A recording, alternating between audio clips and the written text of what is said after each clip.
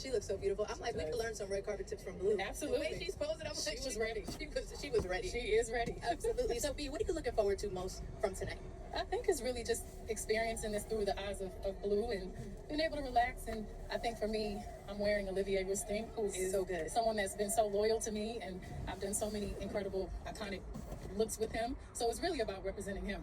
And celebrating bodies, just celebrating all bodies, all the different bodies. Different, juicy, curvy, I love it. thin, tall, whatever. Just celebrating whatever God gave you. This person writes, no, we still knows. I love that Blue's always dressed age appropriately. Thought you had to be 18 to go to the bat. Which again is true. You have to be 18 and that is the rule. But of course, when you're Beyonce's daughter, are there rules? Okay, wait, I forgot. This is one of the looks. So we've got a person coming out, it looks like a ghost or a spirit coming out of this person's back. Actually, this might be on theme. Interesting look. I have never seen anything like it. Looks like they're holding hands. Very statuesque. This person writes iconic, always a certain type that don't understand, avant-garde, sleep paralysis holding you like. The ghost came out from her ass in a curtainish dress. Now, I think Emma Chamberlain was actually my favorite dressed of the night. I don't care for her haircut. I know I said it before. I think she's so cute, but it fits her. I've accepted it. I'm not telling her to change her hair. I'm just over it. It's giving Katy Perry. But yeah, I love the outfit. It's so cool. It actually looked like it was painted onto her, which kind of is giving the theme. This person says, I love her, but she needs to stop doing that whole cracked out look with her face. This person says that she's an effing poser. Wow, look at the high fashion Erewhon addict with a Spotify podcast deal. She's so mysterious. Emma, sounds like there's some haters in the crowd. Outfit's laid, but makeup is chopped. I'll be honest, I literally have no effing clue what this girl does. She looks like the Jules painting in a good way. I don't know how to describe it. I hope you're not talking about the Jules painting from the Euphoria episode, like the 3rd episode, because that is a savage comment to leave. But here's a clip of our girl, Emma. Hi, it's me, Emma, and I'm back at like my 6th Met, and I'm ready to talk to some fun people and hopefully ask good questions. Let's pray. Tune in. Let me know in the comments below, have you guys tried the Chamberlain coffee before? Now, Katy Perry took us to space with this look. I do not understand, and I don't want to understand. This person writes, she's ridiculous. Bye. She's probably going for fencing after. I don't understand this. Is she coming from space? I'm irritated. She should have stayed home. WTF is this? Well, when Katy did get to the top of the Met Gala stairs, she decided to unveil her face, and I don't know if there was a round of applause, but she thought she was serving.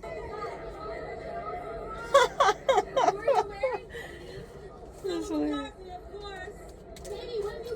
This person says she's referencing the art of AI. You see the 6 fingers? OMG, Katy, you're such a genius. Another person says she's dressed up as AI. Fashion is art. The mask is faceless, and the dress is a blank canvas. She is art. She's the blank slate that the world tries to paint. By covering her face, she's refusing to let their labels define her.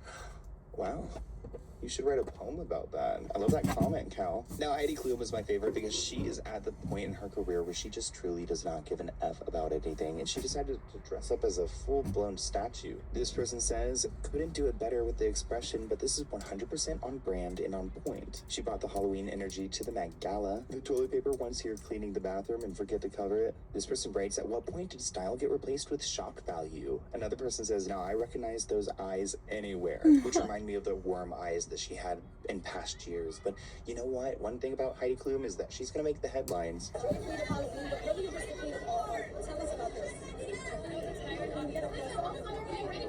Yes. It's inspired by the Whale Festival, and it's basically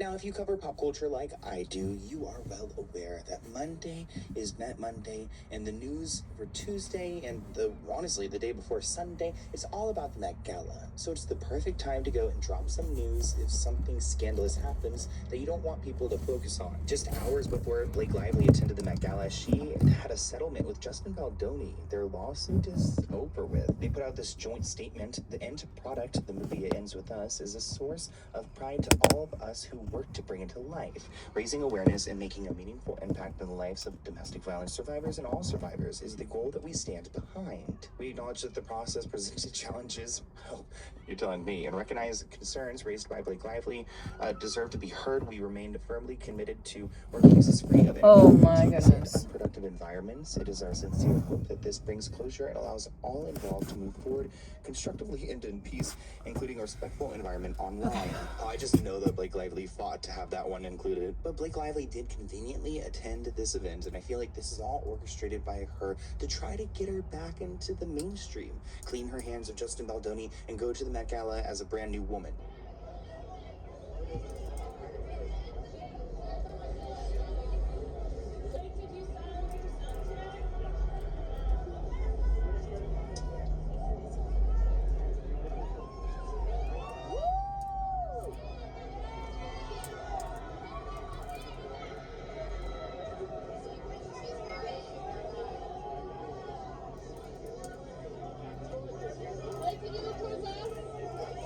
This I just need to make my video, as cool as the collection. Oh my. Subway meets Forest. Let's see what Firefly can do. I should come from the middle of the jungle.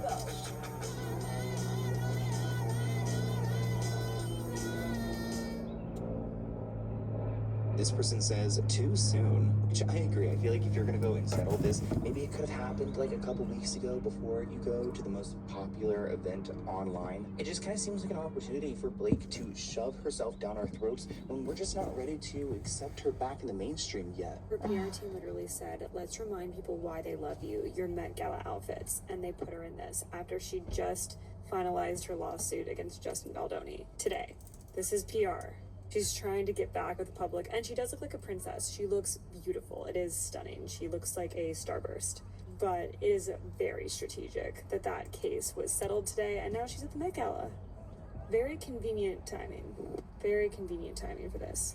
Moving on, Sabrina Carpenter had a cool look. She dressed up in this film outfit, which was made from film from I think the movie in the 90s or 80s, Sabrina. Wow, this is cool. Thank you. This looks so good. Please break this down to me. Everyone's like, but they don't want to step on your film. It is film. It's all made of film, which is my dream. Jonathan Anderson, the genius that he is, and Dior, the whole team is so... I can't even express my love and gratitude for them. We just finished all of my Coachella looks together, and then they hopped right into making this dream dress, and Jared Elner, my stylist, we put it all together, and it's amazing. It's just from the movie Sabrina, which is one of my favorite films of all time. Anna Wintour was being dragged online because she seemingly wore the same Chanel outfit multiple years in a row. Once pink and another green. Now, as the person who declared herself the empress of fashion, you would think that maybe she would have switched it up just a little bit. This person says, I was wondering why I was having deja vu. I feel like she's going with her body type. It looks good on her and she's comfortable. Changing colors and keeping the body type style as her. It's not at all the same dress. It does look like the same coat. Both outfits are stunning and I can't fault her. She's one of the hosts and is a fashion icon. Leave her alone. Maybe she just dyed the previous one. It's not actually the same dress, it's the same coat. And at least the pattern on the dress is different. Not the same dress, but actually the carpets are designed to match the dress. Anna Wintour's right-hand woman, who she wishes she could dump, Lauren Bezos, she was at the event, and I don't know if La Roche just set her up because she dressed like she was going to a standard gala. It was so off theme. This person writes, I'm in tears. $275 billion at her disposal, and we get this. Here we go. Lauren, turn towards us, please. Lauren, can we see the front of the dress, please? Let Lauren, there it is. Let's see the front. And Lauren, straight ahead this way. She really did not have an elevated outfit, and I would think with being one of the forced chair members and having so much money, she would at least give us a little bit more, but maybe her stylist set her up. This person writes, did she get this from Amazon? She's giving us Amazon basics. Her smile is something. Another person writes, give us nothing. It's that freaky plastic surgery smile, that blow-up doll smile, where you can't really tell, is she fully smiling upright or not? My thing is, if you're so desperate to belong, you'll buy these people's acceptance. Why wouldn't you at least put some effort into the look? This is a mom of the bride dress who's going to compete with her daughter for attention. And you know what? She's been a big part of a lot of these Met Gala things. She even gave her own little speech at one point. Again, this is where you kind of see where the smile is coming through, which honestly, I'm not trying to pick on her too much. I think I just really don't like the billionaire-esque, but I do think that Lauren Sanchez is very charming. She's a people person. She's good at giving speeches. I just wonder, like, does she want this? I don't think people really want her there. Does Jeff want this? Is she asking Jeff to do this and he's just figuring it out? No one has done more to elevate fashion as an art form or to create for this industry the respect it deserves. Thank you, Anna. I'd like to say how grateful I am to be in this room. The Met has always understood something the rest of the world is finally catching up to. Fashion is art. The designers we celebrate tonight are true artists. The Costume Institute is the custodian of their work, the way the Met is the custodian of any great painting or sculpture. Speaking of some Jeff Bezos drama, there were some protests. A lot of them are based off of him. I mean, the Met Gala gets a bunch of protests otherwise, but there were people who were trying to storm the carpet at one point. We got him. But it's really scary. I don't like it.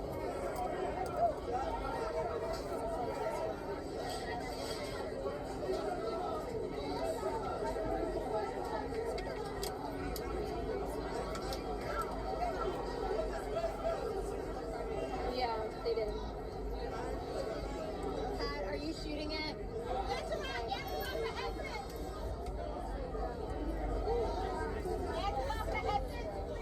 This person writes, dude took the spotlight off Heidi Klum. You know she was furious. Better security than the president. Wouldn't have happened if they had a ballroom. OMG, evacuate to safety. Everyone go to the... Why are we talking about a ballroom? Is this like a political reference? I don't... What is the reference there? But that is my Met Gala video. I hope you guys enjoy this. Let me know what you think in the comments below. And who was your favorite look of the night? I did like Emma Chamberlain's, but maybe Cardi B. Then that goes to personality. I just think she's got a funny personality. Yeah. Beyonce had a great look. It just...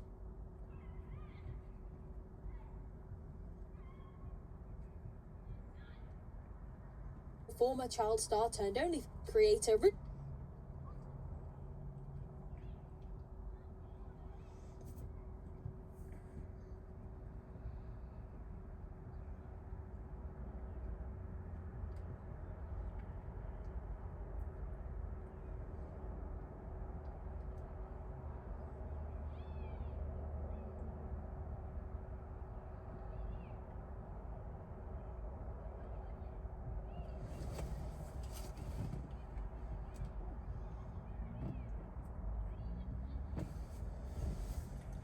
A murder that has become one of the most discussed crime cases of recent times is that of David Anthony Burke, who went by the stage name David. David was at the peak of his career. He dropped a high-charting debut album, he had millions of social media followers, and was significantly wealthy for a man only 20 years old. However, in September of 2025, detectives discovered the body of a 14-year-old girl that had been missing for months, Celeste Rivas Hernandez, in the trunk of his Tesla, decomposed, dismembered, and abandoned. And for months, people debated on whether they believed that this innocent-looking, clean-shaven young man with a melodic voice could do the things he'd been accused of. But now that David has been arrested for murder, and the prosecution have documented their evidence, the likelihood that this was some sort of setup has been significantly reduced. It became evidenced that David had a physical relationship with Celeste while she was still a child, and when they broke up and she allegedly threatened to expose the relationship to ruin his career, the prosecution believed he took matters into his own hands to protect what he'd built. But when you add the context that he made music constantly that included themes of blood, violence, and a romance that ends in tragedy, it's caused a lot of people to suspect that this outcome was something David always wanted. However, I'm not here to discuss theory and conspiracy. I'm here to clinically answer two main overarching questions. How did David's life engineer him to become someone capable of potentially murdering and dismembering a child? And if he did, then what mental mechanisms allowed him to carry on with life after the fact, knowing the body of the girl he was once intimate with was decomposing in his car? It's easy to just label him as pure evil and move on, but as a student of psychology, I find it crucial that we understand what happened to him in childhood, what were the warning signs, and figure out the why. Dude, get the fuck out. What are we doing? Story. There's a lot of questions I've seen online that I think I have the ability to answer by the end of this video. Answers that will give you a genuine understanding into the mind and psychology of David Anthony Burke. I played it for her in the car. She was like, David, this song is too violent. You talking about killing people? Your music? No, not my son. And I was like, wait, I might be onto something here.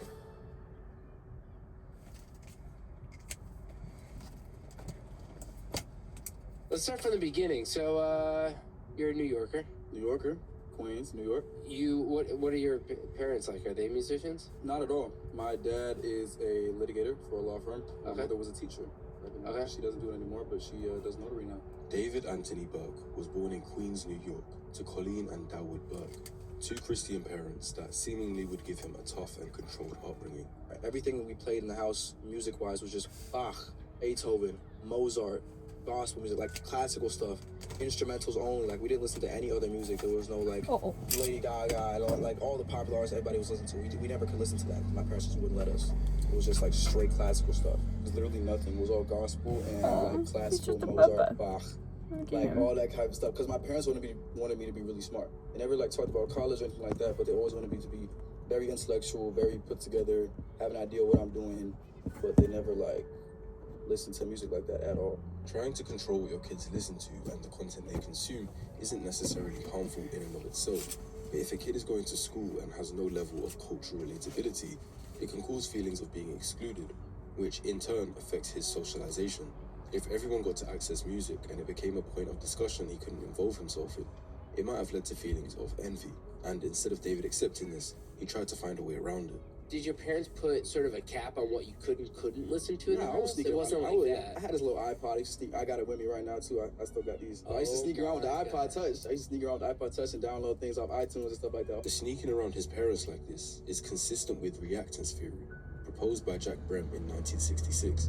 When perceived behavioral freedom is restricted, individuals are motivated to reclaim it. In these situations, the forbidden fruit, which for David would have been music, becomes more desirable, and the individual tries to acquire it by any means, even if it includes secrecy. Now, it's not the behavior itself that's necessarily significant, but the pattern it establishes.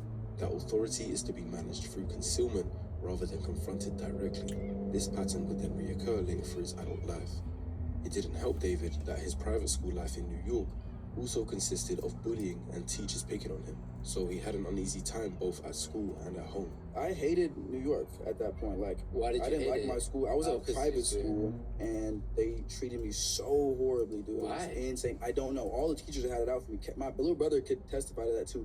Dude, they just had it out for me all the time. I don't know what it was. I would just do nothing to nobody, and the teachers would just pick on me and bully me for no reason, bro. I wanted to leave that place so bad. And he got his wish as they moved to Houston, Texas, and he found it slightly better at his new school. But he was a kid that didn't really seem to find anything that stuck. His parents tried to get him into music, but it wasn't stimulating enough for him at that time. She put me into piano lessons when I was 7, and then I quit that after a week. She was like, okay, I'm not gonna pay for it if you don't like it. Quit that. I went into she put me in a church choir when I was 8. Quit that.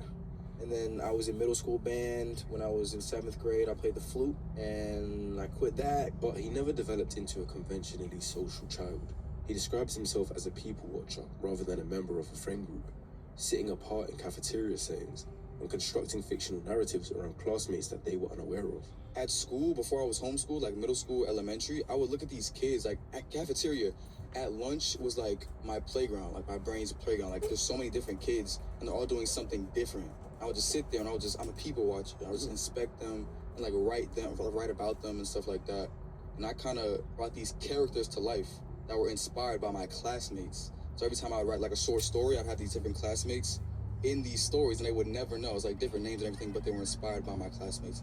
This preference to observe people and create these stories was an early marker that he had a natural tendency to see people as subjects for analysis rather than reciprocal social partners. Combined with his bullying in New York, it suggests he felt more inclined to exist on the edge of social bubbles rather than in them, present but not integrated, watching but not connecting. He says he began writing poetry in the 5th grade and pursued anime, gaming, and creative fiction from a young age. Yeah, ever since I was young, I really just liked anime, gaming, and poetry. That's it. I remember reading my first manga when I was in 5th grade. Dragon Ball, Tokyo Ghoul, and see these fantasy characters with powers and all that. That weren't superheroes, and that inspired me to start writing. and write my own stories about him. But just in case his parents couldn't give him any more reason to resent them, they took him out of public school, the only place he was getting any sort of socialization, the place where he was letting his imagination run wild, and they instead placed him on an isolated homeschool curriculum. Transitioning from public school to homeschool was tragic. First 2 years was tragic. Tragic. I was asking to go back to school almost every day. My brother too. Was the decision to move from public schooling to homeschooling a difficult one? It was, and it wasn't mine, it was my parents. There's two different types of homeschooling in America. There's group homeschooling, where it's parents that don't want their kids to be in public school environments, but they still want them to be in social groups. So they have you have homeschool kids that meet once a week at a specific place, and they play extracurricular activities like basketball and stuff like that, so they can socialize, and they do the work on paper. And then there's a second homeschooling where it's just strictly on computer. That's what I did. They didn't let him enroll on the socialized model involving group meetings with peers, but a fully computer-based, home-based program with no structured peer contact whatsoever. From a developmental psychology standpoint, this is the most significant single environmental factor in his profile. Erikson's 8th stage model identifies adolescents, approximately 12 to 18 years old, as the critical period for identity versus role confusion. The developmental task of forming a stable, coherent sense of self through peer interaction, social experimentation, group belonging, and the feedback of others. Removing a child from that process during its peak window doesn't simply slow development, it redirects it, and they don't develop normally. And the main damage that came from that cutoff was socializing. None of his peers stayed in contact with him following the transition, and he was all alone. I thought I had a lot of friends in middle school, and then after being homeschooled, nobody's hitting me up, nobody's asking me where am I at? Why am I not coming to school today? It made me question what is a real friend? And do I have any of those as well?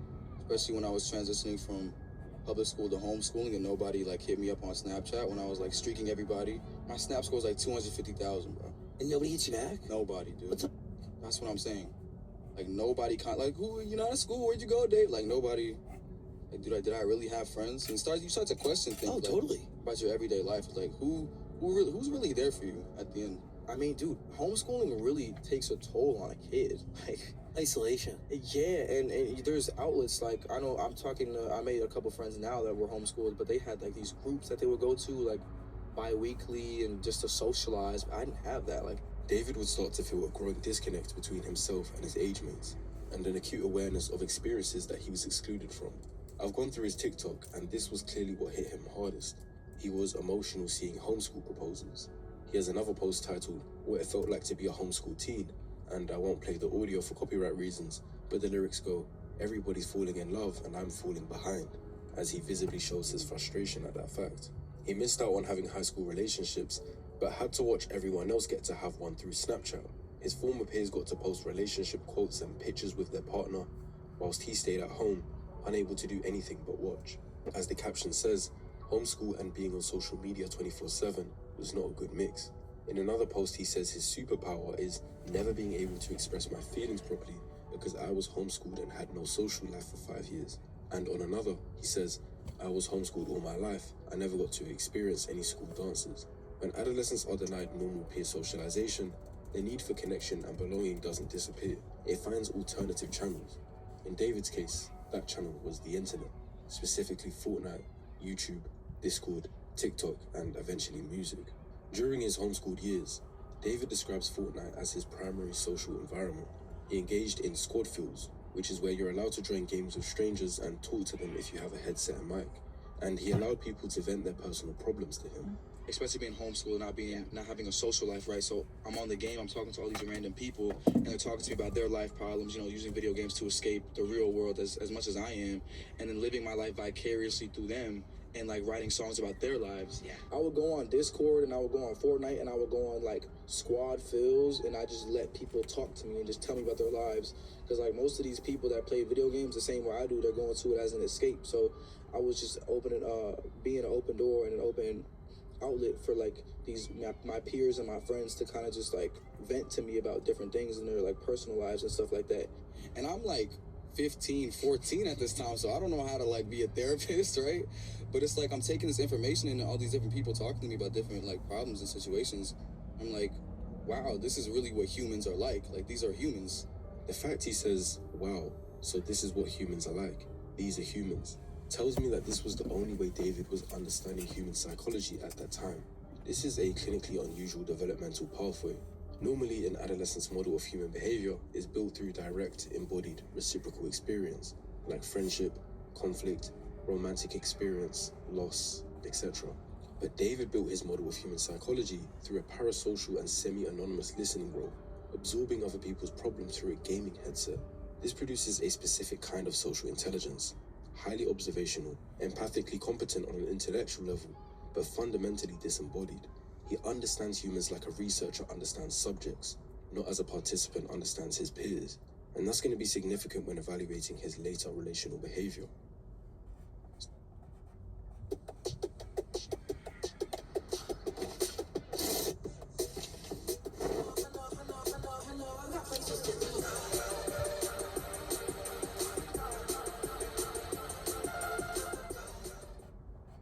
So he was chronically online, seemingly addicted to video games, but being home alone that much allowed him to stumble across much worse vices.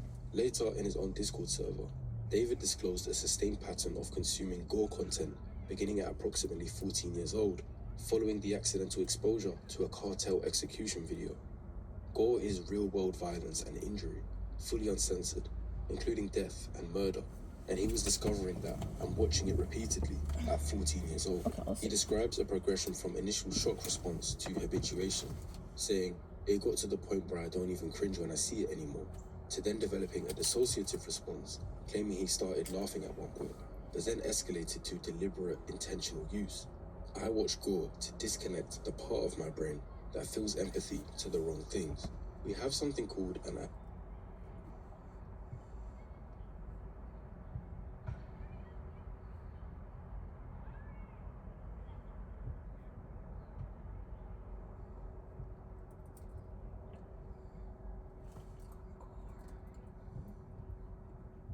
amygdala, which generates the brain's threat and disgust response to violence. Repeated exposure to graphic stimuli triggers habituation and desensitization. In simpler words, the threshold for what makes the brain want to cringe and look away rises because the stimulus is no longer threatening due to seeing it so much. What David describes in his Discord is consistent with this process in adolescence, whose prefrontal regulatory systems are still maturing and therefore less equipped to contextualize and contain the desensitizing effect. But what distinguishes David's disclosure from typical adolescent experimentation is that last part. He doesn't describe watching gore for entertainment or shock value. He describes it as an emotional engineering exercise, a deliberate attempt to modify his own empathic response. This level of intentionality about emotional desensitization in a 14-year-old is far from typical and represents a significant clinical signal. This would have been a major warning sign and red flag that David was gaining the ability to care less about human life. During that same isolated period, David developed an elaborate alter ego he called Itami, a Japanese word meaning pain. I have this alter ego named Itami, which means pain in Japanese, and I'm heavily inspired by like anime and stuff like that. But that character that's in the music videos I make now was actually an idea that I had years before music even started, when I was writing my first comic book. And it was this detective that would solve his own crimes. So he was the good guy by day, and then at night he'd kind of transform into this alter ego and then commit crimes he'd solved the morning of. But Itami isn't this artistic, creative concept he's come up with. David described it in multiple interviews as a character he intended to develop into his own manga, one who was explicitly him, a detective who committed murders and then investigated them himself. Big part of that manga was an evil version of me, an agent of chaos and kind of my alter ego, and there was an evil version of myself that would kind of come out at random moments, kind of like Fight Club with Tyler Durden. And he would commit the crimes that I would have to solve as the detective. So like when I was as the detective, I'd be like solving murders that I'm committing myself. Understand that there's a difference between normal fantasy and what David's doing. We all might fantasize here and there, maybe about obtaining a certain level of wealth or driving a certain car or whatever you guys care about. Escapist fantasy uses fictional scenarios to temporarily relieve stress and provide alternative experience. The psychological concept of fantasy elaboration, however, involves constructing increasingly detailed, immersive internal worlds in which the individual places themselves, not a character, but themselves, and which begin to function as a parallel framework for understanding identity and relationships. David explicitly inserted himself into this narrative. He is not the author of Itami. He's Atami's counterpart. They share an existence. He later described Atami as the one that is weaving his way into my relationships and ruining them and inducing trauma and things like that. This language suggests that the alter ego had become a psychological container for the parts of himself he wished to disown but had not eliminated. David transitioned after copyright strikes on his gaming content prompted his mother to suggest he create original music. I started making music in like December 2021. I used to be a Fortnite YouTuber, bro. Like, it's so crazy. Only reason I started making music is because my videos got copyrighted. Because I was using like Scissors music, Justin Bieber music, all that. And my mom was like, yo, if you're getting copyright strike, you're not making no money. Make your own song. I was like, bro, I could probably do that. Because of his ability, I know he's able to play and do. So I said, just make your own music. And that was that. So I kept doing it. And then it kind of just became this thing where the music was getting more popular than the Fortnite videos. My SoundCloud numbers surpassed my Fortnite videos numbers. And he was out of here, bro. He had no prior musical ambition. What he did have, though, was years of accumulated internal material. The Atami fantasy, the observational psychology built through online listening, the poetry he had written since 5th grade, and a set of emotional themes like isolation, romantic destruction, duality that had no other outlet. Music gave that internal world a public form. It also gave it a socially legitimate one. Dark themes that are wrapped in musical craft don't register to us listeners as warning signs. They register as artistry. The same content that might raise concern if it was in a journal or a private communication is celebrated when it has a compelling melody behind it. David's own statements confirm that his early music was not drawn from lived experience, but from imagination and preparation. When I write music about heartbreak and the sad type of things, I write it not from experience, because I was a really homebody. I was homeschooled. Like, I didn't have much of a social outlet like that. I write it in like preparation. I feel like when you commit to love, you commit to devastation as well. I think it's a mixture of like trying to figure it out myself and then looking at other people's experiences. I mean, I've never experienced like true heartbreak either. So I write all these songs in preparation for it, so I'm not devastated, you know? So I know what to expect. He describes writing about heartbreak in preparation, having never experienced it. He states directly, I love over-dramatized themes of romance because it would never be like this in real life. I love over-dramatized themes of romance because it would never be like this in real life, so it allows you to like have more room to play around. The thematic content of his early catalog in 2022, like Bleed Out in March, Dirty Secrets in May, Romantic Homicide in July, centers on romantic destruction, hiding dark secrets, killing a romantic partner, and feeling no remorse. Romantic Homicide's central lyric, which David explains in detail in a Genius interview, is constructed specifically around the active first person. Not just you died, but I killed you. He stresses the first person agency. Which was in the back of my mind, but then you think that I'm gonna say you died, but I say I killed you. So it's not like the thought of her is gone by itself. It's something that she did. It was something that I decided to do. I killed her in the back of my mind. He also describes the back of my mind as the location of this act, which is precisely where he has told us that his fantasy lives. His mother's reaction to Romantic Homicide is very ironic, but also significant. Showed it to my mother, and she was like, that song's too violent and too sad. You're not releasing it. My son is not going to be talking about killing people in music. And I was like, I'm going to take that as a challenge, low-key. I played it for her in the car. She was like, David, this song is too violent. You're talking about killing people in your music? No, not my son. I was like, wait, I might be onto something. She identified something real in the content. He overrode her objection anyway and released it. And that song was the one that became his commercial breakthrough. The commercial success of Romantic Homicide is a pivotal moment in the psychology trajectory. David didn't receive any social correction for expressing violent romantic fantasy. He received validation, streams, a record deal with Interscope, and multi-million-dollar career momentum. I get the first email from the labels. I showed them, I'm like, all right, my mom has to hear about this now. I was like, there's no way I can like sweep this under the rug. I'm getting really famous right now. And then I meet with Interscope, who I eventually signed with, and I meet on my team Mogul Vision for management that I signed on management. And then at that point, it was just time to push the button. From a behavioral reinforcement standpoint, this is near optimal conditioning. The behavior, which was externalizing dark fantasies through art, produced the outcome most desired by someone with his developmental history, which was belonging, recognition, status, and the experience of being known without truly being seen. Because not only did he blow up in music, but that coincided with social media fame, like TikTok, where he got tons of engagement. But looking back on that, Those fans were engaging with someone who wasn't even their true self and who never took the mask off.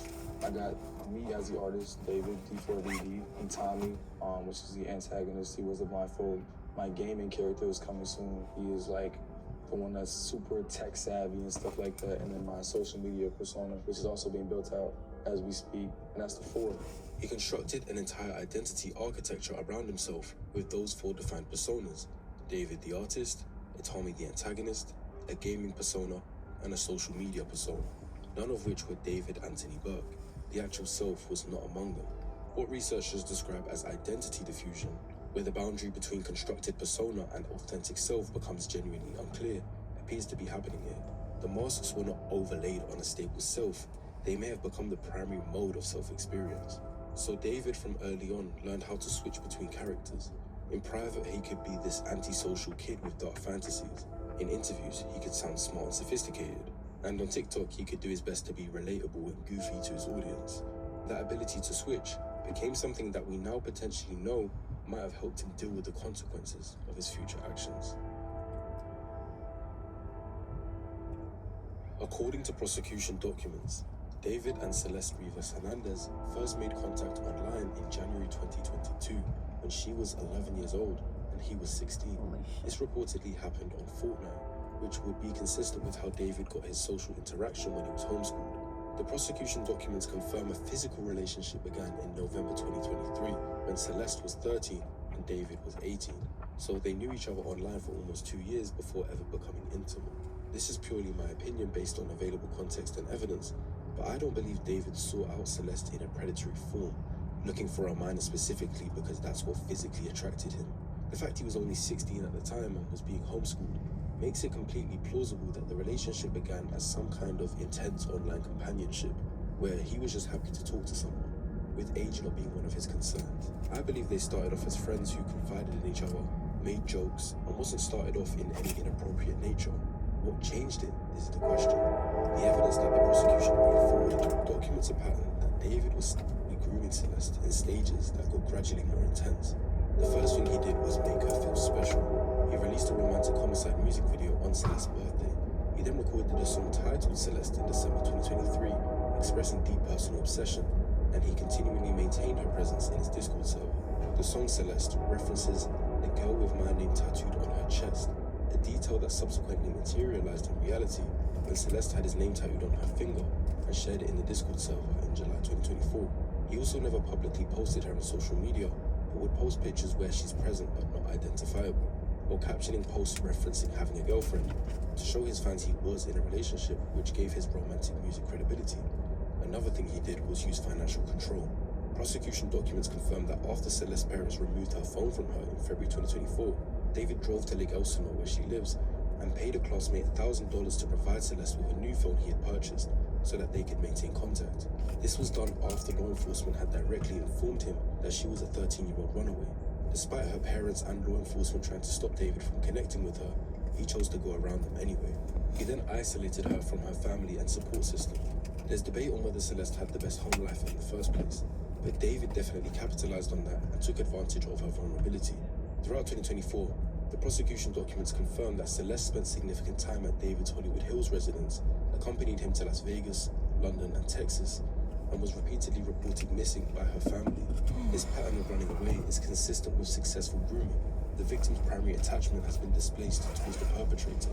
David had become the new safe place in her eyes, which is really sad to think about in hindsight. Another thing David desired was surveillance and control. It could be for human purposes, so take it as context rather than fact. But in January 2024, after they'd started a physical relationship, he posted a TikTok with the text on the screen implying a partner telling him that she will swallow an AirTag so he gets to know her every move. It seems playful on the surface, but with the context we have, he's describing a desire for a constant location surveillance over a minor. On January 11th, 2024, David did a Twitch stream, but he had Celeste in full view of his audience, right there in plain sight. She was wearing a hoodie and glasses to perhaps conceal suggestions at her age, and they seemed to be doing a cooking stream. Season it? It's already seasoned, bro. It's Alfredo. I'm yet to find the full stream, but something gets said beforehand, and the comments start saying things like, "Pray for his career, chat. You're done for, bro. Nah, you going on the Epstein list. There's no escaping this, bro. Caught you in 4K. all messages that allude to the chat realizing that David is allegedly. David reads these comments out aloud and questions Celeste. Are we done? To which Celeste says, we need to delete this. Trey Pierce career chat? Are we done? We need to delete this. Maz, can we delete all VODs? And then as soon as the stream ends, delete the stream too? Can we delete everything? You done for, bro? Y'all are not done? Now you going to Epstein? Yo, wait. You see the instant panic in David because he's tried to keep this relationship a secret, and this was the closest he'd gotten to being exposed. The chat continues with David and Celeste Island trip and David Epstein flight list, but something else gets said, and David puts his hand firmly on Celeste's shoulder and says, I media trained you, to which she replies, no you didn't. Media trained? I personally don't. Yo, I media trained you. He says that's controversial, and she questions him with something that almost exposed his secret to the world. That's controversial. It's controversial in kids.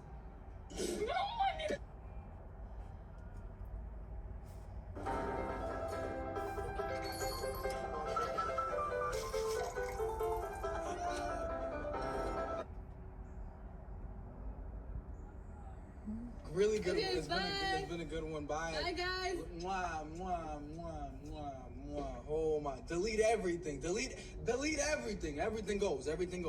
She seemingly regrets saying it straight away, and David ends the stream. Of course, I have to preface that streaming clips get taken out of context all the time. What we don't know is what was actually said beforehand, and the chat could have been referencing something completely different. But what we do know is that David was making attempts to media train Celeste, in his own words. Due to him understanding what he was doing was wrong, this is an attempt at power control, because by giving her instructions on how to act, she's molded to become more obedient. It's crazy that this Twitch stream is almost a mirror of what the prosecution are alleging David did to Celeste over a year later. When he was on the verge of getting exposed, he tells his mods to delete everything, to physically discard of the evidence so that no one can find out the truth. He did what he needed to maintain control over the narrative, and panics when there's a risk of the mask slipping. Prosecution documents state that Celeste and David broke up in November 2024, though text messages confirm a continued contact through to at least March 2025. The documented text exchanges describe Celeste growing distress at the nature of their relationship. She messaged, according to prosecution filings, all we do is have sex and just hang out, man. I want more than that for myself. If you notice, the prosecution frames this as evidence of David's manipulation. This is because of the context that is supposedly surrounding this message.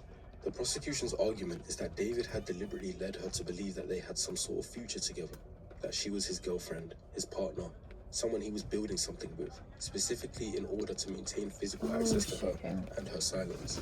She was emotionally invested in a future I don't think he actually planned to give her. Now, before we proceed, I have to reiterate, because I know how soft the YouTube guidelines are when it comes to active cases of demonetization, but David is only alleged to have murdered Celeste Rivas Hernandez and has pleaded not guilty. So take what I say next as opinion, as rumors, as theory, Sorry, not my fact. paper was getting wet. Over 2025, if not guilty raining. of the murder, just looks like normal behavior. But that's also the problem if he is guilty, because only a psychopath could do what's been done to Celeste and go about life as normal. On the night of April 22nd, 2025, prosecution documents describe a lengthy argument conducted over text messages. Celeste had become aware of David's relationships with other women.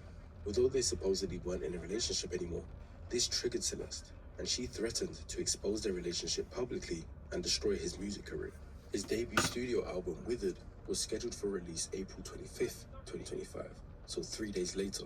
On top of that, he had a multi-million-dollar career, active endorsements, and a world tour booked. The prosecution alleges that at approximately 8:40 p.m. on April 23rd, 2025, David ordered an Uber to transport Celeste from her Lake Elsinore home to his Hollywood Hills residence. She arrived at approximately just after 10 p.m. The prosecution alleges that shortly after her arrival, David stabbed her multiple times and stood by while she bled out, making no attempt to call emergency services. At approximately 11:30 p.m., he drove north on the 101 freeway to Santa Barbara County, texting and calling Celeste's phone as he drove, a pattern the prosecution characterizes as a deliberate attempt at a cover story. He returned home early on April 24th, went to a radio interview for their album, and attended the album release party later that evening. The prosecution then documents evidence of David's poor attempt at concealing the crime and dismembering her body. which he then left in the front trunk of his Tesla. Burke placed her body in the inflatable pool he'd ordered to prevent her blood from spilling onto his garage floor and used a chainsaw to cut off her limbs. Surveillance footage confirms David drove his Tesla for the last time on July 29, 2025, before parking it on Bluebird Avenue in Hollywood Hills and departing for his concert tour. And this is the alleged story we have so far on how David potentially murdered Celeste and then continued with life like nothing happened. How can that be possible? The following analysis I'll give is based on if the evidence presented by the prosecution is factual and proven, and is just my opinion. But the first thing that I believe to be true is that David demonstrates a dark triad personality. The dark triad is a mix of 3 personality constructs: narcissism, Machiavellianism, and psychopathy, identified in psychological literature as co-occurring and collectively associated with manipulative, exploitative, and callous interpersonal behavior. And I believe all 3 appear relevant to David's documented behavioral profile. Narcissistic personality disorder, or NPD, is characterized by grandiosity, a persistent need for admiration, entitlement, and a lack of genuine empathy. Subclinical narcissistic traits, which don't meet the full diagnostic threshold but are clinically meaningful, are observable in David's behavior across multiple domains. The construction of an elaborate multi-persona identity architecture, the use of a child as a participant in his artistic and fantasy world, the apparent expectation that normal rules, including the laws, didn't apply to him, and the documented use of financial resources to purchase compliance from multiple parties, like Celeste's classmates and potentially others, rather than just accepting social or legal constraints. He continued pursuit of Celeste after direct law enforcement contact, despite being explicitly told that she was a 13-year-old runaway, which just demonstrates how important he thought he was. Narcissistic individuals frequently exhibit a belief that ordinary legal and social constraints are obstacles that apply to others, but not them. Machiavellianism refers to a strategic, manipulative orientation towards interpersonal relationships. In simpler terms, using others as instruments towards personal goals, maintaining multiple social presentations simultaneously, and planning several steps ahead in your devious plans. David's documented behavior across the 2022 to 2025 period is consistent with this profile. The staged disclosure of his relationship that was sufficient to lend his music credibility, but not enough to expose it, the financial management of witnesses, the claimed media training of a minor to manage his public perception, and the fake name he used on the Amazon purchases when trying to cover his murder trail. Psychopathy is characterized by reduced fear response, diminished empathy, shadow effect, and the capacity to engage in harmful behavior without the guilt and anxiety that normally regulates such behavior in normal individuals. What's actually happening in the brain is reduced amygdala reactivity, meaning the internal alarm system that makes violence psychologically hard to deal with is significantly reduced. David's deliberate desensitization program beginning at 14, his awareness of this process, saying, "I watch God to desensitize the part of my brain that feels empathy to the wrong things," and his ability, if the allegations are accurate, to attend a radio interview and album release party within hours of the alleged murder, are all consistent with elevated psychopathic traits. The prosecution's timeline describes someone who moved through the alleged crime and its immediate aftermath in a goal-directed, organized manner, without visible emotional disruption to his public functioning. He saw the murder and the cleanup as a task to get out the way, rather than a major disturbance to his life. It's important to note that psychopathy exists on a continuum. High psychopathic traits do not predict violence on their own. They represent a reduction in the internal constraints that make violence improbable for most people. You can definitely have psychopathic traits and go through life without killing anyone, but if you had to, or if you believed you had to, it wouldn't be hard for you to mentally process. The best way I see fit to analyzing the rest of his psychology is by answering some common questions surrounding the case. The first is, was David born with psychopathic traits, or did the environment shape him like this? The evidence doesn't support a simple nature or nurture answer, and the research literature on psychopathy doesn't even need one. Studies on antisocial personality disorder, which is the more official diagnosis with traits similar to psychopathy, have found that genetic predisposition is a real factor, but it's not determinative, meaning genes do play some part, but it needs more than that. What the developmental history suggests is that David likely had some dispositional features like his elevated sensation seeking, a reduced fear response, a natural tendency towards social observation over social participation that interacted with a profoundly adverse developmental environment.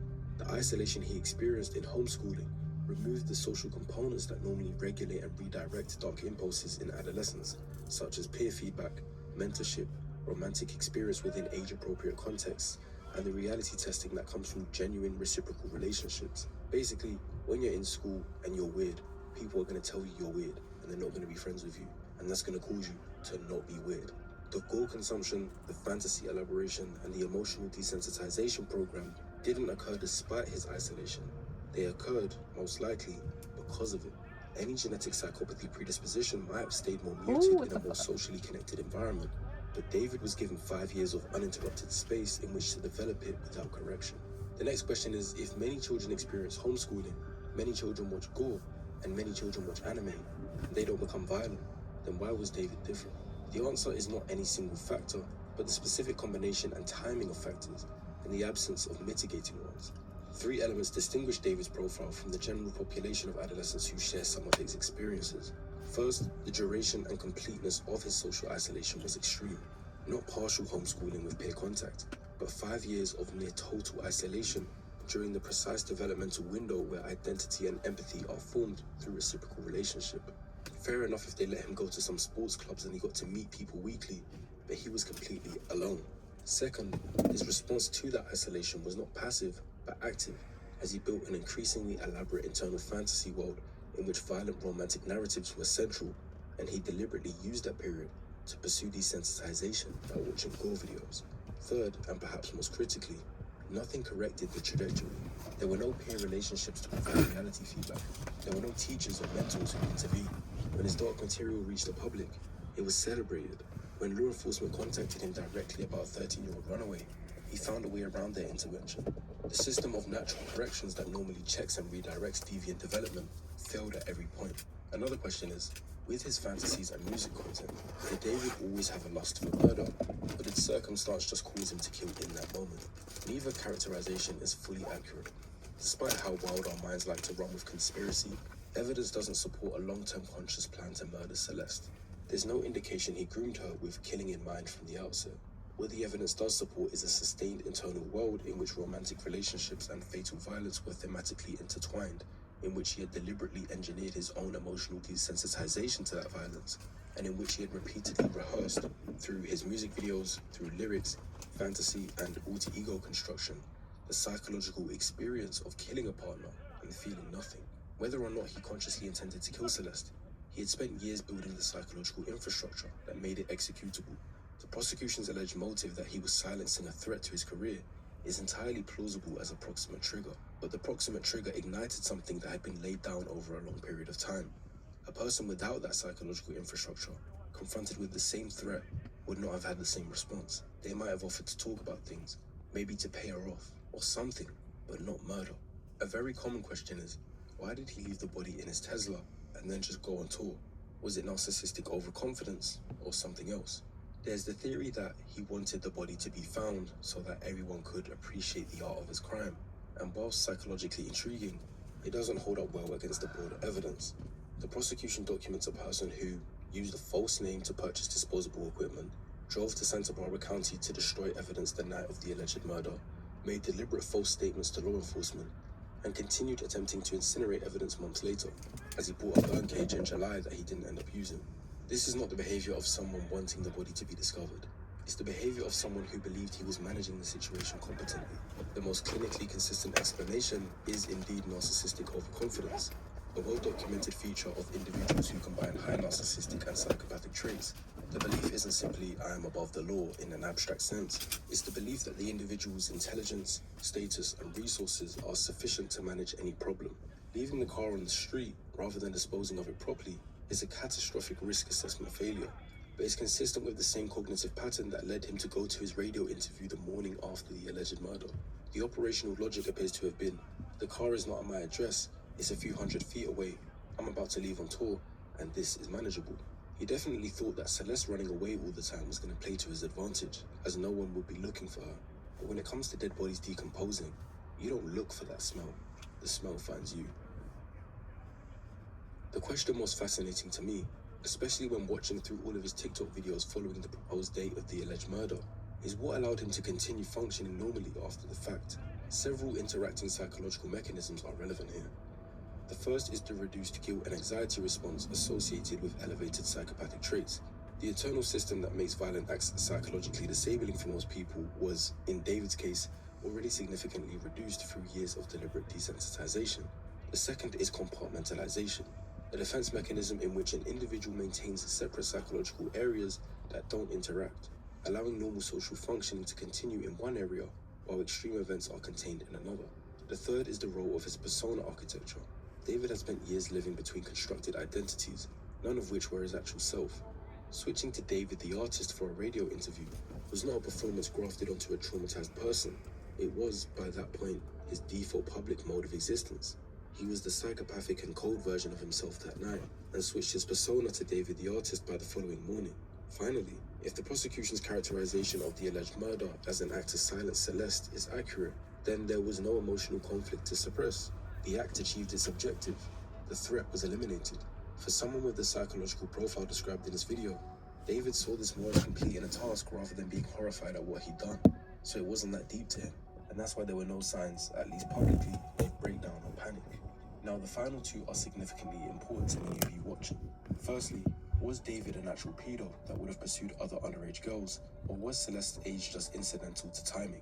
The evidence doesn't actually support primary pedophilic orientation as the dominant motivation, as I addressed earlier. Shit. However, the pattern of seeking a relationship with someone significantly younger, from an unstable home, and therefore highly susceptible to the power dynamic he preferred, is unlikely to be entirely incidental. The specific age of Celeste, 11 at first contact, 13 at the alleged start of the physical relationship, may reflect opportunity and controllability rather than exclusive attraction to that age group. Whether he would have sought out other minors depends significantly on whether the control and power dynamic, rather than the age itself, was the primary draw. The evidence leans towards him just preferring the control aspect, which suggests that his targets might have included adult women in vulnerable circumstances just as much as minors specifically. In simple terms, I don't believe he cares if it's an adult or a minor, just so as long as he can control them. And the final question, if not caught for this alleged murder, would David have killed again? On the available evidence, a second murder was not inevitable, but the risk profile wasn't low. The alleged murder, if accurately characterized by the prosecution, was carried out to eliminate a specific threat to a specific goal, which was protect his career. This is different from the profile of a serial killer driven by compulsion or escalating fantasy fulfillment, like Ted Bundy, Jeffrey Dahmer, and the BTK killer. However, the post-alleged murder behavior described in prosecution documents, the methodical dismemberment, the ongoing attempts to destroy evidence, the continued public functioning, is consistent with someone who didn't experience sufficient psychological cost from the act to be deterred from repeating it under similar circumstances. If the career threat had risen again with another person in a position to expose damaging information, the psychological barriers to a similar response would have been lower the second time, not higher. Basically, if the same situation repeated itself with another killer, David would just say, "It worked the first time, so I'll do it again." But I don't believe he'd go around his life trying to find people to murder. So, how do we summarize David Anthony Burke's trajectory?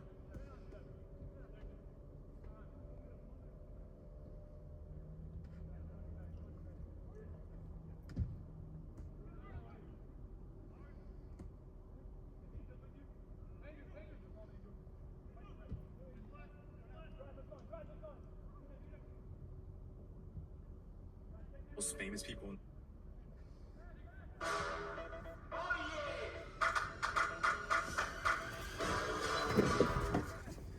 Have you ever noticed how some of the most famous people in the world also seem to be some of the worst?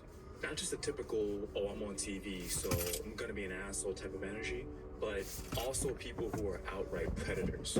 I think it's easier for us to believe that talent and notoriety are enough to define a person's character, that their greatness determines morality, and that their brilliance in one area is enough to overshadow all the flaws surrounding their persona. But if you look at the evidence, it'll suggest the opposite. Not always, but often enough for us to ask ourselves, what causes famous people to engage in exploitation? And is there a pattern that can help us better understand the connection between fame and predatory behavior? Stand clear of the closing doors, please. I want to make something clear that should be obvious, but in case it isn't already, not all celebrities have sociopathic tendencies. And yes, the media does sensationalize negative stories about celebrities, often in a bad faith attempt to spark the next wave of moral panic. Has rap music caused more harm to the black community than racism? Does playing Grand Theft Auto make people more violent? That kind of bullshit. It's easier for them to oversimplify complex situations and spin them into something that'll generate more attention and subsequently more more money, especially when it comes to superstars and other high-profile figures, which in turn clouds our judgment. And while there are plenty of celebrities that we could point to as, unproblematic, at least with the information available to us at this moment, we have seen enough stories on the other side where we witness athletes, actors, and artists committing actions that were so extreme that we struggle to make sense of it, given what we think we knew about them, and honestly, what we chose to acknowledge. My parents used to tell me that each of us in this life is capable of great good and great evil, and that we shouldn't let our worst decisions define who we are. But I never understood how to interpret that statement growing up, because when you're a kid, everything is fed to you in a way that makes you see and understand things in a black and white manner. When I was 6, it was easy for me to accept that the Power Rangers were the good guys and that Mesogog was evil and needed to have his plans of world domination stopped. But when you get older, complex situations become the norm and moral conclusions are no longer as easy to arrive at. I remember when the R. Kelly controversy was first happening and feeling confused whenever I saw so many adults still dancing to Step in the Name of Love at every barbecue, wedding, and baby shower. And with me being the precocious little kid that I was, I felt compelled to ask them, hey, why is it okay to still listen to R. Kelly when y'all know he's a pedophile? I knew about stranger danger and the idea that adults aren't supposed to touch a kid's private parts, and that if it did happen, it wasn't something to joke about. But the responses that I'd get would consist of defensiveness and just blatant excuses being made. But what was more confusing to me was that they themselves would make pedo jokes about R. Kelly while in the same breath telling me to mind my own business whenever I would try to confront them. What the hell is wrong with you people? Every famous nigga that gets arrested is not Nelson Mandela? Yes, the government conspires to put a lot of innocent black men in jail on fallacious charges, but R. Kelly is not one of those men. We all know the nigga can sing, but what happened to standards? What happened to bare minimums? You a fan of R. Kelly? You want to help R. Kelly? Then get some counseling for R. Kelly. Introduce him to some older women. Hide his camcorder. But don't pretend like the man is a hero. And stop the damn dancing. Act like you got some goddamn sense, people. Damn. Don't playing around here. Boo! Hey, you with the afro. Give it a rest. Beat it. Put the music back on. This level of cognitive dissonance was even more fascinating to me because not only did they find no issue with joking about what he did, the accusations never stopped them from buying his albums, going to his concerts, and partying as if nothing had ever happened. But as I got older, I found myself empathizing with their reasoning and actions after becoming a fan of XXXTentacion.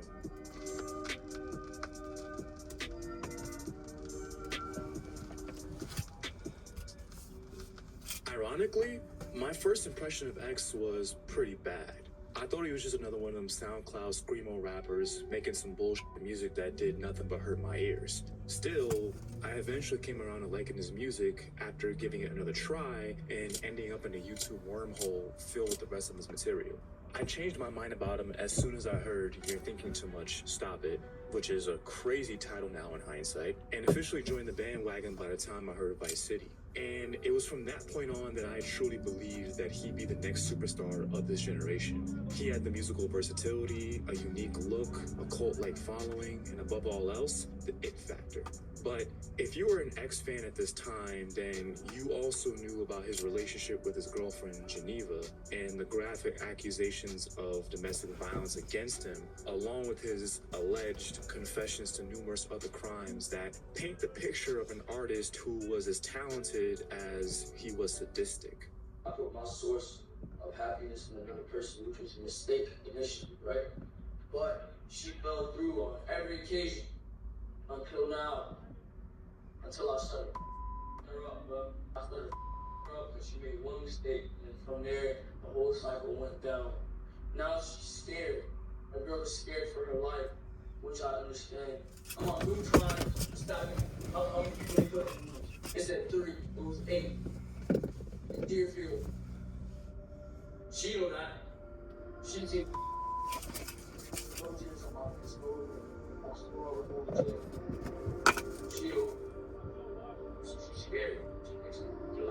And when ex died, I felt a myriad of different conflicting emotions.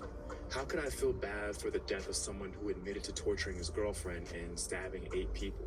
You might think it's just because I was a fan of his music, but it was deeper than that. You see, I had unknowingly developed an emotional attachment to his music and his personal story.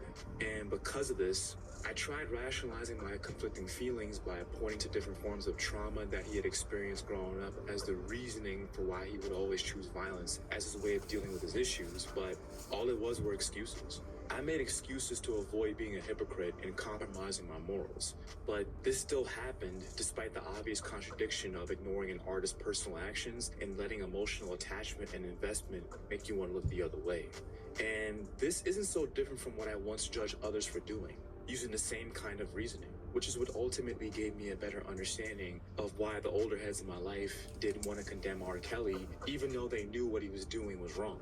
You see, we often have memories and emotions attached to the music we listen to, and they can help us live in a part of the past that we look back on with great fondness. And when we become emotionally attached to certain artists and their catalog, it can be difficult to reconcile their personal actions with our own moral compass. This is where the notion of separating art from the artist becomes a means of compromising for a lot of people, something I've previously discussed in more detail.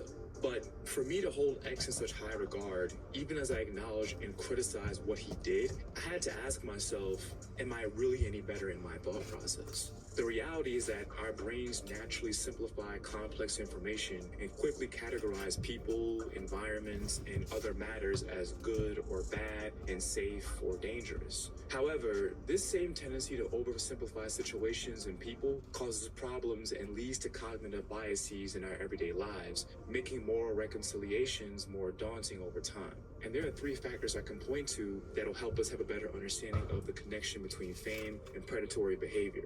Not as a rule, but as a pattern. I just don't like this video, I can't.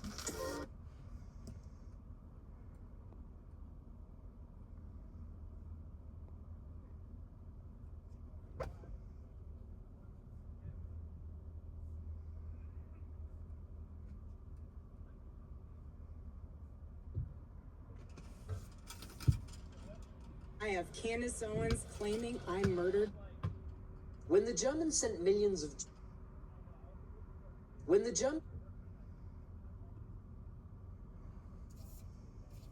the Germans sent millions of Jews to concentration camps during the height of World War II, the people carrying out those orders did not see themselves as evil. They thought that what they were doing was justified. They thought it was righteous. Tens of thousands of soldiers were inside a largely defenseless city, with minimal policing from officers. The Moor realized that you can't really rank, and yet he did it anyway.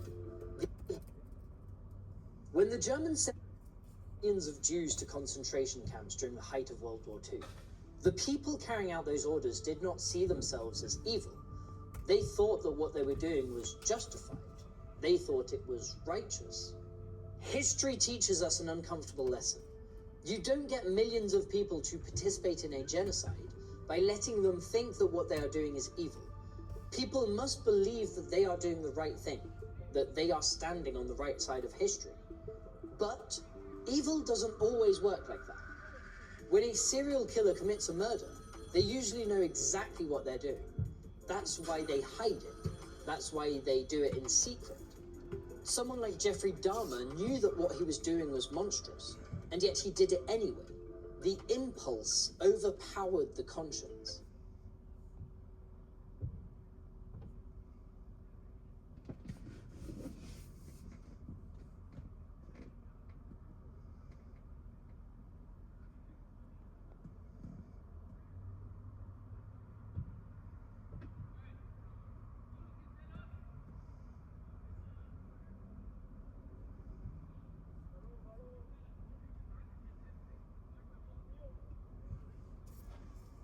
I should have known Peter had something to do with this. You're not the first person whose life he screwed up. Knock, knock. Nicole, Ronald, who's ready for Boggle? Oh my god! You know, little known fact about me is that I'm actually an expert at solving unsolved cases. Nobody does it like me. D.B. Cooper? Yeah, it was this guy. Jack the Ripper? Turns out it was Jack all along. I've solved every crime podcast before it was cast, but there's one unsolved case that's always eluded me. The greatest mystery in American history. Who murdered O.J. Simpson's wife? And also that waiter also. But first we have to start at the start of the juice. Orenthal James Simpson was born in 1947. A running back since high school, he would play for the University of Southern California. He set school records, played in 2 Rose Bowls, rushed for over 1,700 yards in '68, won the Heisman, and was a member of the world record-setting 440-meter relay team to boot. He was drafted first overall by the Buffalo Bills and set NFL records with 23 touchdowns and over 2,000 yards in a season. Despite never even being close to a Super Bowl, I mean, he was on the Bills after all, he was still a superstar. He retired in '79 with the second most total yards in history and was inducted into the Hall of Fame years later. Afterwards, he became an actor in movies, commercials, and TV shows, and a commentator for football games. In '77, he met the 18-year-old Nicole Brown when he was 30 with a wife and kids. Yet 8 years later, he was divorced and married Nicole. Was 30. He became an actor in movies, commercials, and TV shows, and a commentator for football games. In '77, he met the 18-year-old Nicole Brown when he was 30 with a wife and kids. Yet 8 years later, he was divorced and married Nicole. No red flags here. Together, the pair would have 2 kids, but their marriage wasn't as picture perfect as their LA mansion. They were divorced in '92 after a history of abuse. OJ pleaded no contest to battery charges against her, and even after the divorce, police responded to OJ kicking down her door. Things would remain tense between the two until one fateful night. On June 12, 1994, both would attend their child's dance recital. Afterwards, Nicole and her family went to a restaurant where her friend Ronald Goldman worked as a waiter. After they left, Nicole had forgotten her glasses, so Ron decided to go to her Brentwood condo to drop them off later that night. Just past 10 p.m., Nicole's neighbors noticed her dog barking from just outside her house. When they went to investigate, it was covered in blood and led them back to the house. LAPD quickly responded, where they found Nicole and Goldman. Nicole's throat had been cut, and Goldman had been stabbed around 30 times. The scene was covered with blood, along with footprints, a knit hat, and a lone leather glove. After closing off the scene, detectives went to OJ's house so he could collect his kids who had slept through the attack. When detectives arrived, nobody answered the gate. While looking around, Detective Mark Furman noticed a blood spot on the white Bronco parked outside. He's probably not important, don't bother remembering him. Detectives claim they now believed OJ could also be in danger, so Furman hopped the wall, unlocked the gate, and they entered without a warrant. But OJ wasn't home, only his daughter and his friend Kato Kalin, who was living in his guest house. They told police that OJ had just left on a plane for Chicago. While other detectives interviewed the two, Furman walked around the property, and behind the guest house found a blood-stained glove, the match of the one at the scene. OJ was now a suspect. Kato would help officers paint a picture of the night. After the recital, he and OJ went to McDonald's, and after that, he didn't see OJ for a while. That night, he heard a thumping on his wall. When he went to see what was up, he saw a limo out front. The driver later testified that he was there to pick up OJ for his flight, but nobody came out of the house for half an hour. Around 11, he saw a man enter the house, and a few minutes later, OJ appeared, claiming he had overslept. Kato and the driver helped OJ with his bags, except for a small black bag he wouldn't let them touch. Then they drove away. Simpson would be told about the murder in his Chicago hotel room the next day.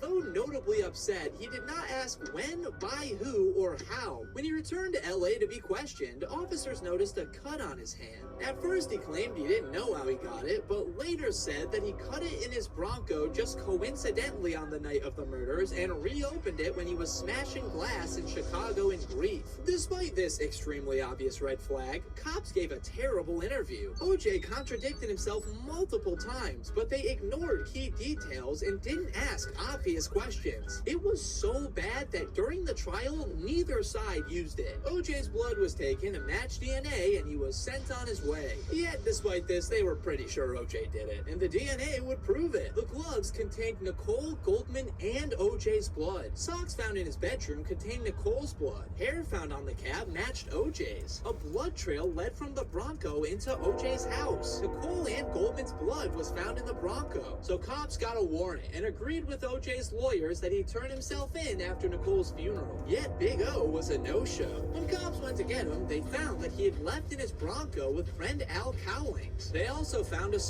note proclaiming his innocence. That afternoon, an officer saw the two and a slow-speed chase ensued. The most famous chase in American history. Cowling called police, telling them that OJ had a gun to his head. So police followed slowly behind on the highway. Helicopters soon flooded the skies and crowds formed to watch. Coverage of Game 5 of the NBA Finals was interrupted and 95 million Americans watched the chase live. The hour-long chase ended at OJ's Brentwood home, where he was surrounded by cops. OJ was officially arrested. Inside the car, police found a revolver, OJ's passport, a few $1,000s, and a fake mustache and beard. What seemed to be his poorly thought out escape plan failed. If there was anyone unaware of the situation, they were aware now, and America was ready for the trial of the century. OJ pleaded absolutely 100% not guilty. Yet with a mountain of evidence, the prosecution was very confident that they'd win the case. Along with extensive DNA evidence, OJ was unaccounted for at the time of the murders. OJ had reportedly told Nicole a month before, "If I ever see you with another man, I'll kill you." On the night of the murders, a woman had seen OJ driving his Bronco, contradicting his story. It was about as open and shut as it gets. Yet their mistake started before the trial even began. The prosecution decided to file the case downtown instead of in Santa Monica, where the crime happened. They argued it would be better for the media and cut down on commute times. The entire case being jeopardized because they didn't want to deal with LA traffic is the most LA thing I've ever heard. But really, it was probably just for optics. If the trial was in Santa Monica, the jury would likely be mostly white. And being only a few years after the LA riots, a mostly white jury convicting a famous black man could spark more. It's likely they thought the case was so obvious that even a racially mixed jury that they'd get downtown would have to convict. They also didn't go for the death penalty, which would have got them a friendlier jury, and were pretty lax on jury selection in general. They didn't care. One prosecutor said, "We have so much evidence we could convict Christ." Now that's some confident blaspheming. The juice was in the blender. His only hope was to assemble the greatest and or sleaziest group of lawyers ever seen. A group that would come to be known as the Dream Team. Robert Shapiro, his old lawyer. Robert Kardashian, friend of OJ and patriarch of the later famous family. Alan Dershowitz, the guy who would go on to defend Trump, Weinstein, and his family. Robert Kardashian, friend of OJ and patriarch of the later famous family. Alan Dershowitz, the guy who would go on to defend Trump, Weinstein, and Epstein. Just gonna leave that there. And most notably, the styling, high-profiling, Rolls-Royce riding Johnny Cochran, who would become the lead attorney. Despite many on the team having next to no experience in murder cases, they all had one thing in common. They loved putting on a show. In the U.S., a defendant can only be declared guilty if the jury unanimously agrees that they are, without a shadow of a doubt. So all the defense needed to do was give them that shadow. They pieced together the true story of O.J. Simpson, a black man framed by a conspiracy involving the entire LAPD. All that evidence? Planted. I mean, come on, that could have been anyone's O.J. Simpson DNA. The system was racist and oppressive, and he was just another victim. With the jury now majority black, they knew it was their only chance. The televised trial began in January of '94, and the difference in strategies was apparent from the start. The prosecution began by laying out their evidence. The defense began by quoting MLK. They argued the evidence was contaminated, compromised, and ultimately corrupted. The trial began with the prosecution laying out their case extensively, maybe a little too extensively. Over the next 99 days, the prosecution brought up 72 witnesses. If you think that's a lot for a murder that nobody saw, you wouldn't be alone. They focused on the abusive relationship the two had, playing Nicole's 911 calls, calling friends and family as witnesses who saw the abuse. Even one of OJ's friends who claimed OJ told him he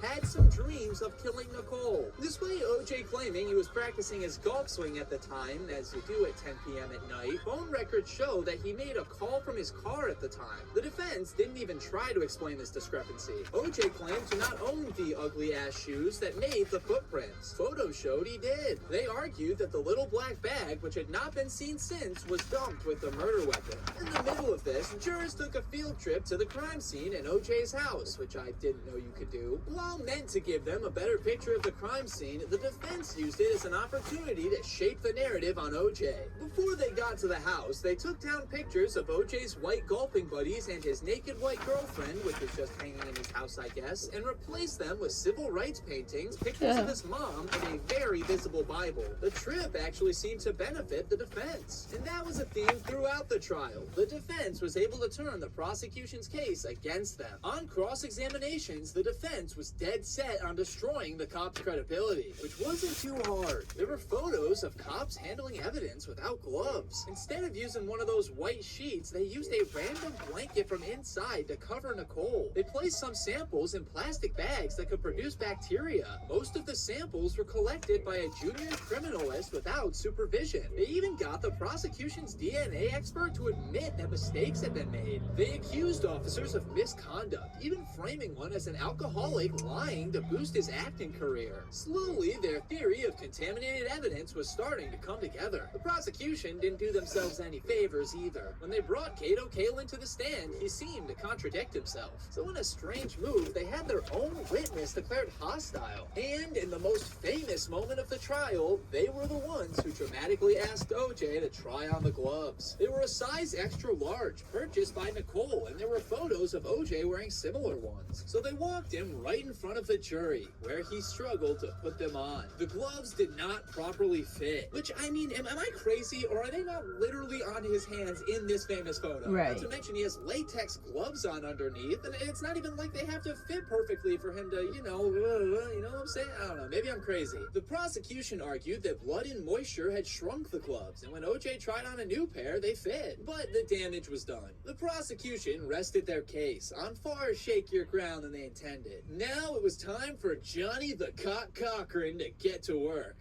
Nobody calls him the cock, I made that up. The Dream Team argued that the prosecution's timeline didn't make any sense, and that the arthritis-riddled OJ could never pull off a double homicide. They called OJ's family as witnesses, who spoke to his good character. This seemed to have a greater impact on the jury than the families of the victims. I mean, come on, murders happen every day. 143 yards per game is generational. Then they played their ace. Earlier in the trial, Detective Furman was called as a witness by the prosecution. They painted him as a stand-up American cop whose work had found key evidence. The defense's cross-exam was brutal, but most importantly, they asked Furman if he had ever used the N-word. Furman said no. Bingo. The defense had found tapes of someone interviewing Furman, which they presented to the court. In it, he used the N-word 41 times. In fact, it was revealed that he once told a friend he would burn all black people if he could. Jesus, more like Feuerman. They also revealed that he was part of a secret group of cops called Men Against Women, who tried to force women out of the LAPD with harassment. He even badmouthed the judge's wife, who was a cop. Just a comically evil dude. Furman even had a history with OJ, responding to one of his abuse calls. When he returned to the stand, he refused to answer questions. Cochran presented his theory.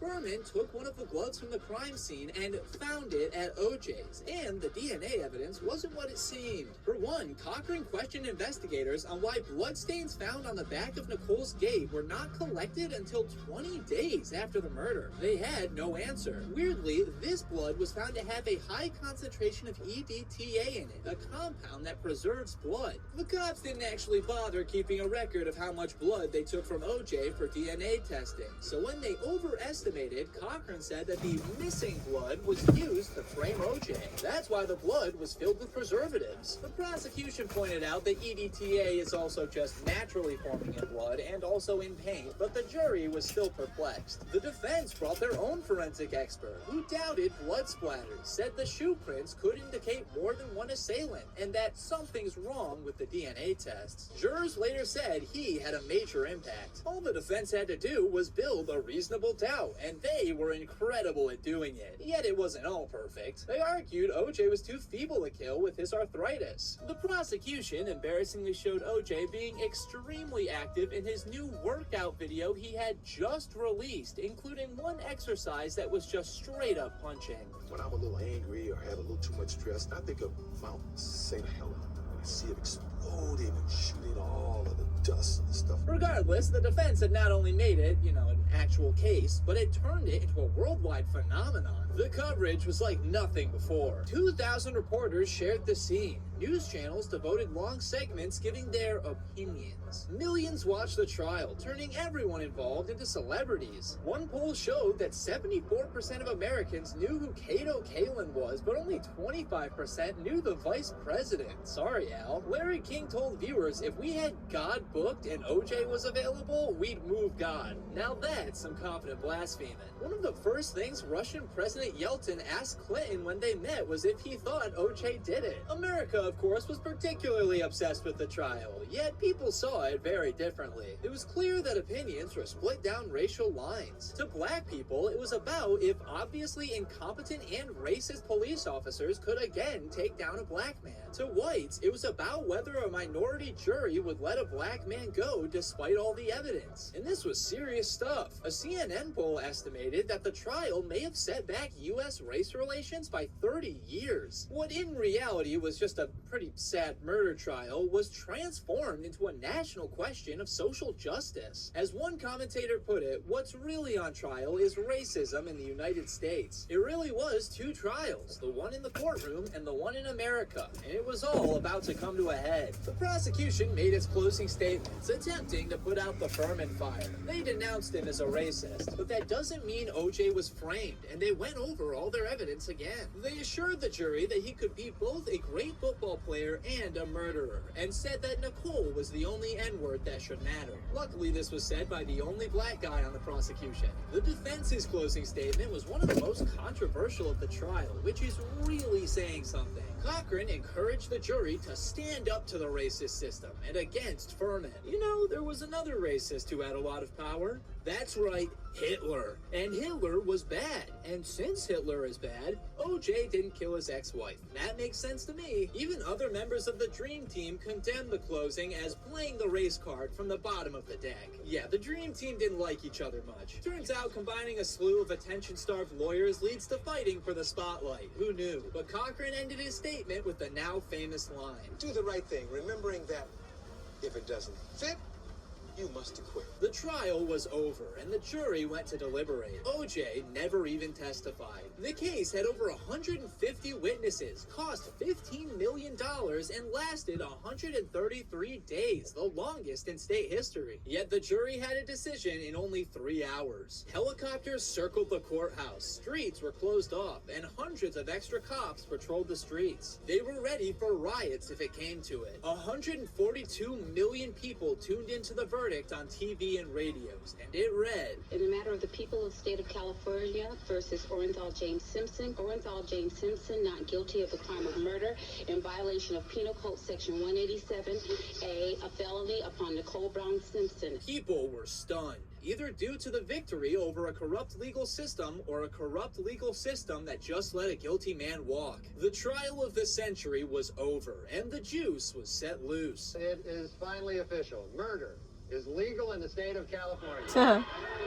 Theories on what went wrong began immediately. Other high-level prosecutors called the prosecution team the most incompetent they'd ever seen. They sucked, and everybody knew it. They were the ones who had him try the gloves on. They were the ones that called Furman to the stand. Another large criticism was how long they took. The jury had been sequestered, aka locked away from the outside world, this entire time. Except for when the judge sent them on field trips in the Goodyear blimp and to Catalina Island, which, again, didn't know a judge could do. But if you make me listen to the same points over and over and over again while keeping me away from my family, I'm probably gonna get pretty annoyed with you. And since the jury was sequestered this whole time, they only knew what the prosecution told them. Despite all their evidence, they left out key parts, like the woman who saw OJ driving that night, or the items in the Bronco during the chase, or the fact that OJ bought a knife similar to the one suspected of the killing shortly before. Evidence that, according to the jury, could have changed their minds. Hell, if you couldn't tell by Kardashian's guilt-stricken face, not even OJ's team thought he was innocent. innocent. But one of the jurors said it best. Mr. Simpson would have been behind bars if the police work had been done properly.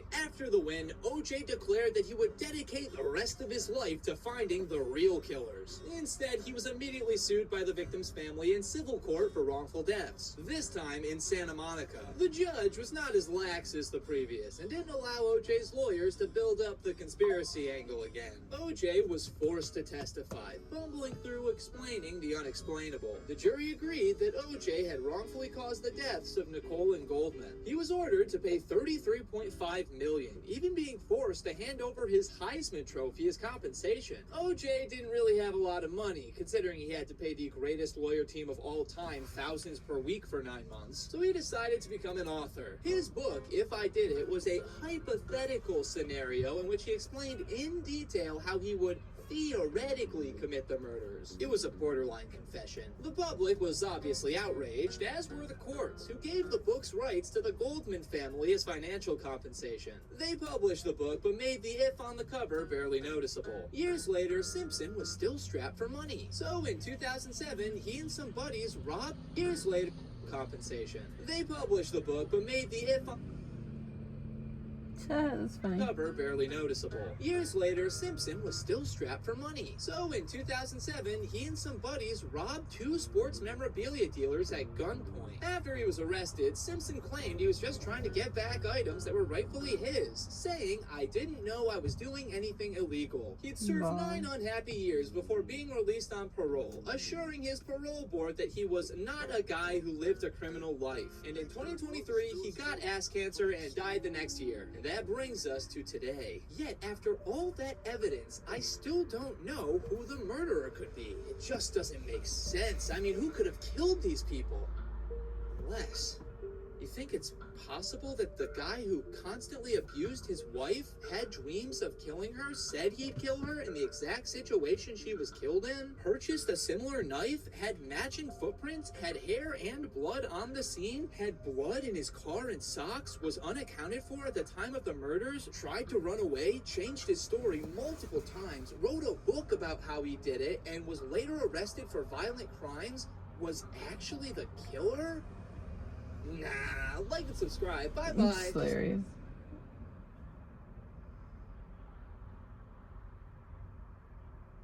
Que formaron parte de los círculos íntimos y de confianza.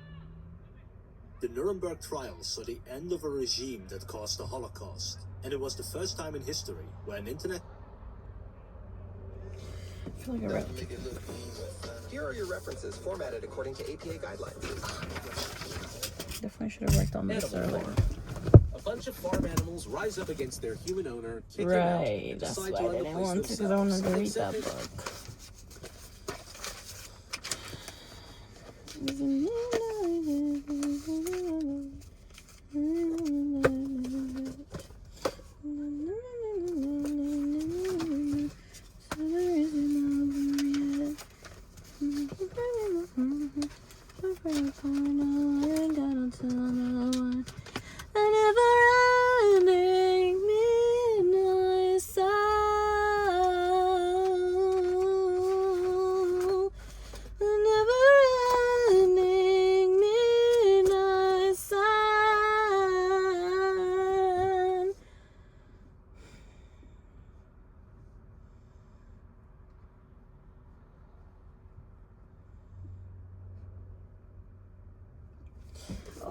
The year is 2004.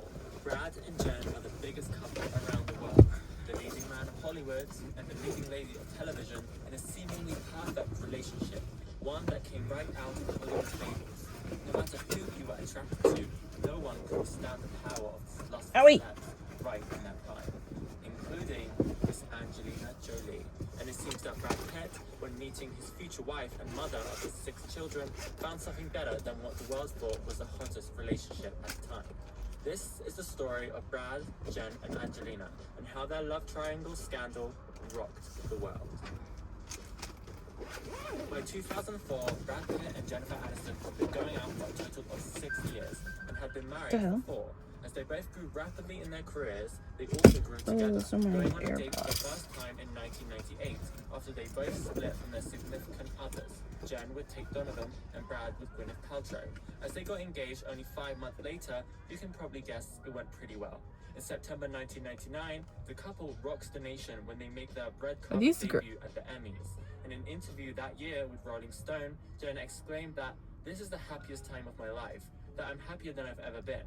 I'm not saying why, it's for a lot of reasons. Work, love, family, just life, all of it." She also talks about her thoughts on marriage, saying, "Sure, marriage is wonderful, but I'm not desperate, I'm not itching for it. It's something that, hopefully, at one time in my life,